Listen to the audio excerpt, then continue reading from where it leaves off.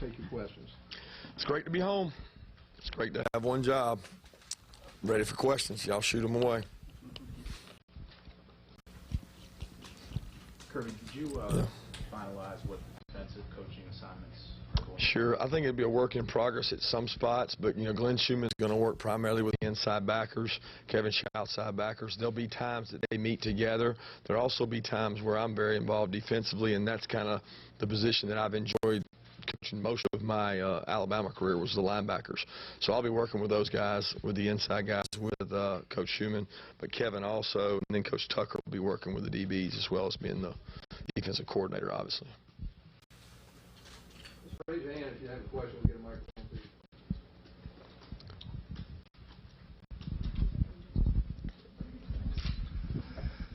you. Just how you said it's great to be home, but just how thankful are you now that you don't have to pull double duty anymore? I cannot explain how well I slept last night. Number one, that we won the national championship at the University of Alabama, and to finish that the right way was a relief. Obviously, we did not perform the way I wanted to perform, but we won the game. And to know that those players achieved what they wanted to achieve, and then to get in this room yesterday and meet with this team, now University of Georgia team, my team, it's everybody told me that when you got to do that finally, and it was the only thing you had to worry about, it would be a great relief burden off your shoulders, and that's what it's been for me. I feel much more relaxed. Got to meet with those guys and have conversation with them, and that's what I've always wanted to do. So it was the first time I really got to do that without something else lingering. Coach, you've only had a couple of them now, but what's a day in the life going to be like? Is it just going to be programmed sun up to sundown, or are you going to have a little bit of downtime?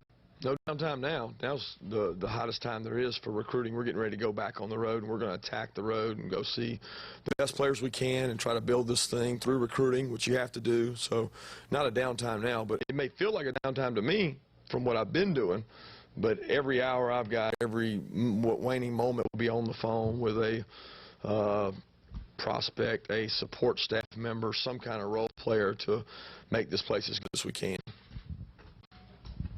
Kirby, have you had a chance to assess what your strengths and weaknesses are of this program? Have you been able to go over the roster prior to going on the road for recruiting? I don't know. Are you talking specifically about positions or? Position-wise, like are you strong at wide receiver? Yeah, you know, I haven't had a good chance. I know from playing them offensively more than anything, because we had to play them, so I got to observe it, you know. But to pinpoint one area, I think as a whole, we always have to build from the lines. It's hard to play good SEC football without great offensive and defensive linemen. I think there's a lot of skill players within a 5-hour radius here, but you got to have great O-line and D-lines, and I think that's where we got to start the building blocks to build a great program. To say I know exactly what's here, I'd be lying if I told you I know exactly what's here, especially maybe defensively, because I don't get to see those guys as often. A lot of them I got to recruit, so I know a little bit about it from that, but not where I need to. But I do know that we got to go out and get great players, and there's a lot of great players in this area. Hi, Coach. A couple weeks ago, you said the best thing that could happen to you on the recruiting trail would be winning the national championship at Alabama. Now that that's happened, what is your pitch to guys on the trail the next couple weeks? You know, I think they know coming in that there's a certain standard of excellence that I'm used to, that they're going to be held to. And then there's also a standard of expectations that they're going to be held to at the University of Georgia. And if they understand that, and they know what the expectation is to be great, to win championships, to do things the right way, to go to the SEC championship, to win the SEC East, when you build all those things with building blocks, you focus on what it takes to get you there, not the actual results. And I think they've seen that product. They've seen me be part of that product for 9 years. And I really want them to understand that that's the goals and that's what we want to do. And I think there's proof in the pudding, and we got to use that in recruiting, and we will. You said at your first news conference you knew that the next few weeks were going to be tough, but were there any surprises as you tried to juggle the two things? Yeah, I mean, there were time constraints, obviously, and I knew what a schedule, what a national championship schedule, what a playoff schedule was like at Alabama. I'd been through all those, so I knew it was going to be grueling from that aspect. It's not like there's a lot of free time. But the biggest challenge, again, I would say, I said this, I think when I was in Jacksonville was that hiring the staff, finding time to talk to the people to hire the staff. I'm used to a process to hire a staff where you have a group of people sitting in a room making a decision. A lot of these decisions I was forced to make with 2 or 3 people as opposed to 10 people. That was the biggest difference and the most trying thing, but I got what I wanted in all those scenarios, and I think I put a great staff together, certainly one that's very cohesive, and looking forward to working with them. Coach, did Nick Saban say anything to you, giving you any advice after the national championship game on your way out? Yeah, not so much advice. I think the advice he's given me is 9 years of experience, you know, that kind of thing. But the other night, you know, he was very appreciative and supportive, told me any way that he can help me. He wants to keep that relationship open. He's always been that way. He is a developer of young men, developer of coaches, promoter of the game. You know, as many times I've been with him, he wants to promote the game of football the same as I do. I mean, it's my lifeline. It's what my father did. I mean, I want football to be better. So he's always about the guys who have worked for him being the best they can and being supportive of that. And that's kind of, you know, we left it in a moment after the game. He was very appreciative of me staying and helping. And obviously we didn't play real good, so it wasn't fired up about that, but we won the game. So. Kirby, how do you envision the special teams looking with Shane heading that up? And can you also talk about the other 2 offensive assistants you hired since we last talked to you? Yeah, you know, I've got a lot of respect for the job Shane's done. I've known Shane personally a long time. I think he's a very good recruiter. He's been in the Southeastern Conference, which I think is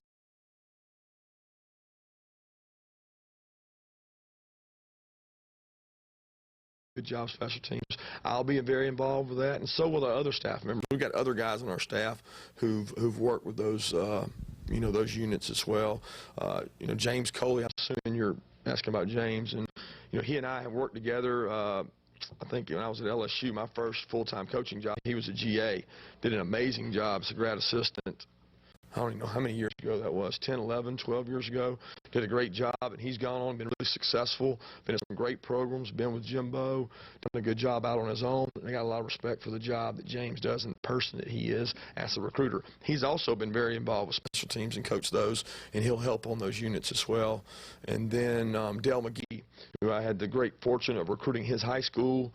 Every time I've ever gone to Dale's high school, I always thought of the respect I had for him as a person, first and foremost. Can't tell you how many times Coach Saban and I went through the whole Gabe Wright and Isaiah Crowell process, and we thought, man, this guy is a really reputable person. He's going to be a great college coach one day. He took the steps to do that. He went and worked at Auburn. He went and got his job at Georgia Southern, did a great job recruiting 2 years. I don't think there's a guy more qualified for this position as far as in the state, well respected as a person, as a coach, has proven himself, and he's done nothing since being here to disappoint me at all. And I'm looking forward to working with Dale. He's very energetic, and he's met with all those kids. They really like him. So I think it's a great pickup for us. Coach, I wanted to ask about some of the assistants that you've hired, their contracts. They've had multi-year deals. How important was that for you to get those guys some extra security? You know, I think there's a misnomer out there among the media and among all the people. I think when you talk to agents and you talk to different people, are multi-year deals great? Sometimes they are. You got to read all the stuff in the contract. I mean, what's the buyout? What's the clauses that come with that? You know, me personally, and you talk to all NFL coaches, a lot of them don't want multi-year deals because it locks them in a lot of times. It's a two-way street. So each guy was dealt with on an individual basis, and I think a lot of those decisions, they made, some of them I made, some of them were mutual agreements. But I didn't always like a multi-year deal personally as an assistant. If I do my job, I recruit good players, and we win football games, I'm going to have opportunities. Opportunities create leverage, create movement, create a situation where you can go advance. So sometimes that advancement can be hindered by multi-year deals depending on the wording. So I was happy that we were able to get a great staff, but each one was dealt with on an individual basis, and I think each one of them got what they wanted. So. Coach, you said in Phoenix that you know, you welcomed a dual threat quarterback, and you obviously with Deshaun Watson, how difficult it is to defend those guys. But Jim Chaney seems like he's very much a pro-style guy, and Jacob Eason is obviously a pro-style quarterback. Can Jacob Eason run some of that stuff? Do you install some of that stuff? Does Jim? Are you? We got to win football recruit games. him now. We got to win football games. So ultimately, we got to do what's best for our offensive system and what we have. So what we have here right now is a situation where we got a quarterback environment. We got to compete to find the best guy for the job. And of the 3 guys, 4 guys we've got here, we'll be able to compete and find that out. If a dual threat guy comes along that we're going to recruit, I've played against Jim Chaney. I've coached against him. You go back his history at Tennessee, he had some quarterback runs. He had some things where we had to use that. If that's your best way to run the ball is with the quarterback, then you have to use that. Okay? If your best way to run the ball is to hand it to Derrick Henry or hand it to Nick Chubb, you do that. You do whatever you have to do to win the game. If that becomes a dual threat quarterback, then we cross that bridge when we come to it. Because I do think that creates challenges for the defense. And if you find the right guy, which I agree with you, there's been a lot of good ones come out of this state, then you use that. Okay. You also recruit to the style of quarterback you have, and that allows you to get certain other positions, whether it be running back, receiver. You also recruit to a NFL criteria, an NFL status of can this kid advance and go on to play in the NFL, and more dual threat guys are doing that in the NFL. So that's opened the door to it. So will we be open to it? Absolutely. Can Jacob do it? I don't know that right now. I can't answer that. Kirby, when it comes to recruiting, you've been connected to what people call the blueprint. How did you come up with that, and what exactly is it? Well, I didn't come up with any blueprint. Okay, in the coaching profession, I think everybody plagiarizes and takes ideas from other people. So I didn't invent any blueprint. And when it comes to recruiting, I think everybody recruits their own individual way. My recruiting style is different than, say, Nick Saban's recruiting style. I have to recruit the way I feel comfortable recruiting, and to building relationships and bonds with those people and trust is what I like to do. I like spending time with them, getting to know them, bring them in, get them on campus as many times as you can. That's how you develop relationships. And at the end of the day, that's what a person decides where they're going to school on, is the trust they have with that coach. But to say that I have the blueprint or what that blueprint is, I can't specifically put that into words. I think it's something that's kind of intangible at times. You know, with the dead period ending and you going on the road recruiting, just how much time will you have with the guys on the roster now to meet with them individually, and how important is that for you to foster those relationships? We kind of talked on that subject yesterday. I told each one of them I plan on having meetings, individual meetings. I sit down and get to meet with each one of those guys probably after signing date, to be honest. But up until then, they've already met with the new strength coach. They're going to meet with their position coaches. I'm going to meet with some of them individually as we go along now, the last 2 days, today and yesterday. But the weekends will be important. Obviously, we have recruits coming in. We'll have a lot of our players involved in that recruitment. So I'll get to be around the players at that time and spend time with them. But getting to know them will be a slow process, and getting to know them the right way. Because I do believe probably 30–40% of them I already had a good relationship with, and knew most of these kids through recruiting. But there's some of them that I haven't, that I'll get to spend time with and get a better situation with moving forward.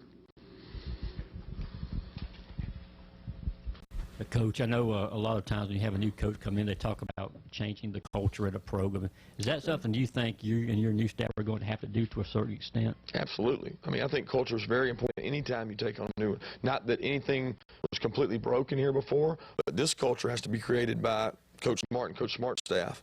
And we're doing that right now. We're doing that in the weight room day one. We're going to make sure every kid understands that. And it's a tough, competitive culture. But it's going to be done through our eyes, our window. And that's what we want to establish in the offseason. That's the point of the offseason, to create toughness, to make kids be comfortable being uncomfortable.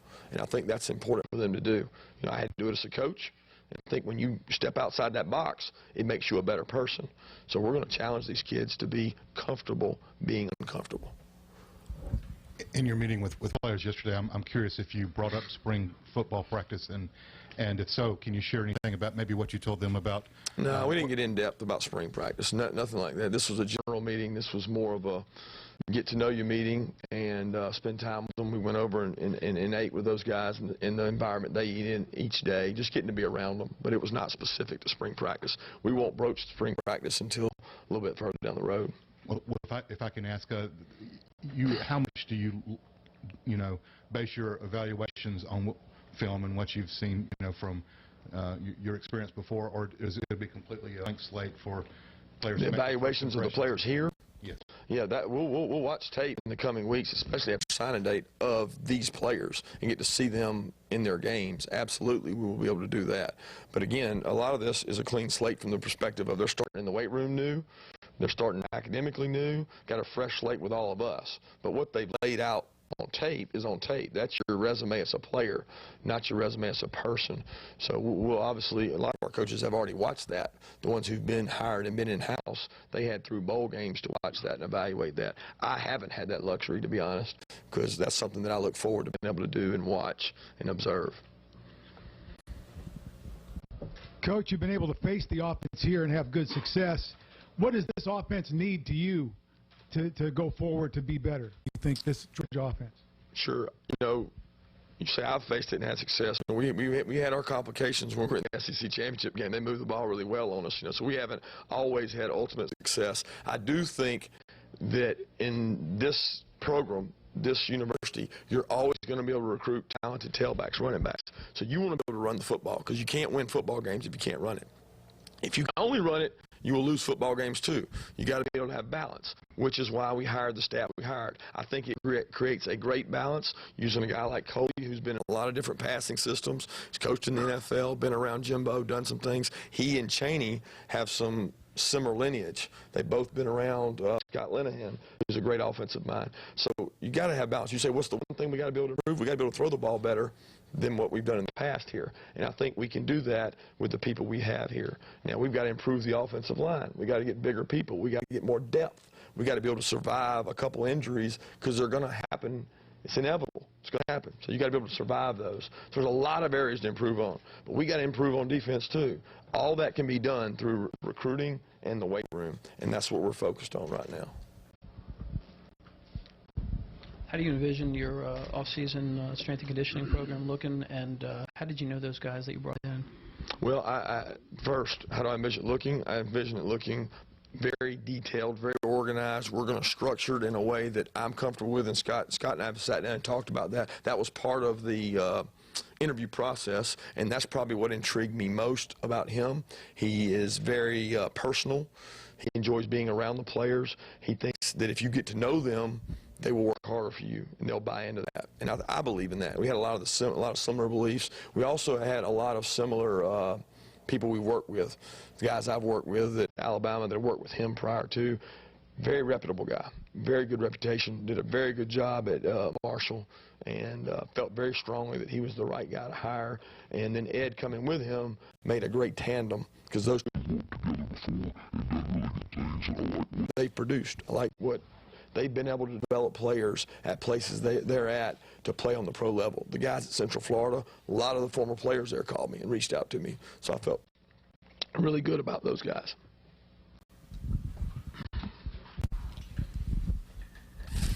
In terms of support staff, I mean, none of those things have been officially announced other than the recruiting guy. But do you plan on expanding there? I mean, is that a department here that's going to grow from what it was previously? I think in today's day and age of college football, that's where the most growth has come. You know, every school's trying to take advantage of support staff every way they can. What role can they play? What will the NCAA allow them to do? And you try to maximize those benefits. We're going to try to do that every way we can. Very supportive.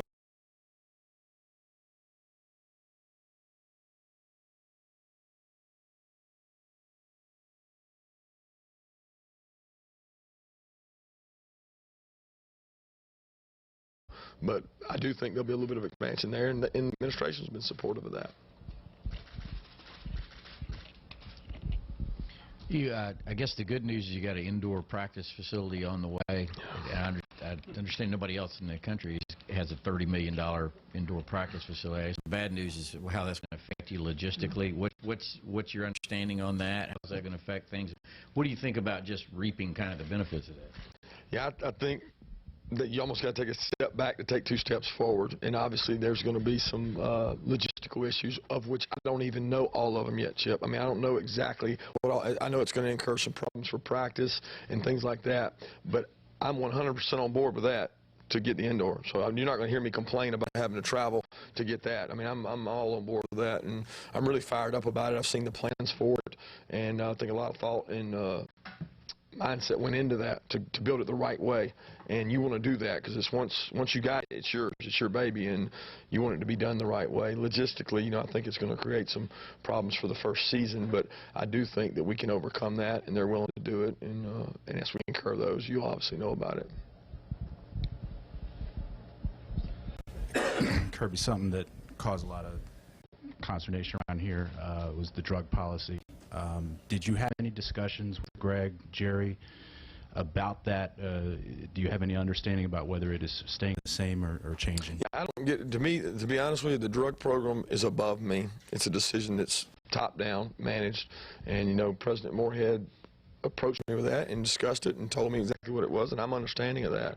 I mean, that's something that ultimately falls beyond my control, and right now, that's where we're at with it. I mean, I'll be honest with you, Greg addressed it, and so did President Moorhead, and I'm completely understanding of that and realize that it's not exactly a level playing field across the board, but we come in knowing that. We know what the issues are here. We know what the decisions are. We know what the program is here. The kids know what they are. So as long as you know that and understand it, then you don't break the rules. You don't break the law. You don't break the rules of the program. If you do, then you'll be punished for it. And I think we've got a pretty good understanding of that here. Kirby, you touched on the support staff, probably going to increase that. Are there any other operational things that you've noticed, and obviously you're still probably taking it all in as far as differences here as opposed to Alabama that you'd like to bring in? Yeah, first of all, Alabama has the largest staff in any capacity that I've ever seen, so I don't know that that's a fair comparison sometimes when it comes to just pure staffing. But a lot of those issues have been addressed through the last couple of weeks, and I think they will be addressed in coming weeks with hiring of people and developing a staff. But to say that it's going to be as large as theirs or comparable to theirs, I don't know that that's necessarily the truth there. They want to do everything we can to win here, and everything that I think we need, they've adhered to and they've been on board with. They want to win. And I think that's the important part, and I think you should win here. And I think that the part of doing that is hiring the best people you can hire in those roles. Do I think we need every one of those roles? No, I don't think. I mean, I was there for 9 years. I don't think you need every one of those roles. But I certainly think that we got to develop that, and they're on board with that, and we've started in that process. You'll see that come to fruition, I think, in the coming months. But to say that I'm going to run out right now and hire somebody right before I go recruiting, I'm not comfortable with that either. I'm kind of like, I want to get this done right the first time, even if it takes a little longer to get done. So, with implementing a new culture, do you have to almost anticipate that some guys are going to say, this isn't for me, I'm out, or do you just kind of take it as it goes? You know, I think you take it as it goes, but you accept that's probably going to happen. You know, I don't know that anybody, all the people I've talked to who've taken head jobs and dealt with that first transition, change in culture, there's going to be kids who felt they were so loyal to that coach or that staff or some staff member that they feel like they need to take a chance to go look somewhere else. But our job is to convince them that we're here for them too, to build that relationship, to make sure they know that they're part of this family. They chose to come to the University of Georgia for a reason. We want to make those reasons the same. We want to have a relationship with them. But is it inevitable? I do think it's inevitable. I do think that when you change the culture, sometimes people don't fit that culture, and they may elect to leave. You know, and there's regrets about that. You know, it affects your APR, it affects your graduation rate long term. But at the end of the day, they've got to decide what's best for them, and we can't sacrifice our goals and culture for one player. So. Last question. I was going to kind of along the same lines. Has there been any attrition? I guess Jonathan Abram talked about going to anyone else deciding to None that I'm aware of right now. You know, we actually recruited Jonathan Abrams at Alabama and actually called the guys here at Georgia and told them we thought he was a really good player that didn't know if we were going to be able to take at Alabama. So I had a relationship with him and encouraged him to stay. But, you know, he's got some personal and family issues that he's having to deal with, and right now it's the best thing for him. But as far as I know, as of right now, that's all we're dealing with. Thank you. Thank you, guys. Appreciate it, man. Thanks, Claude. Yeah, man.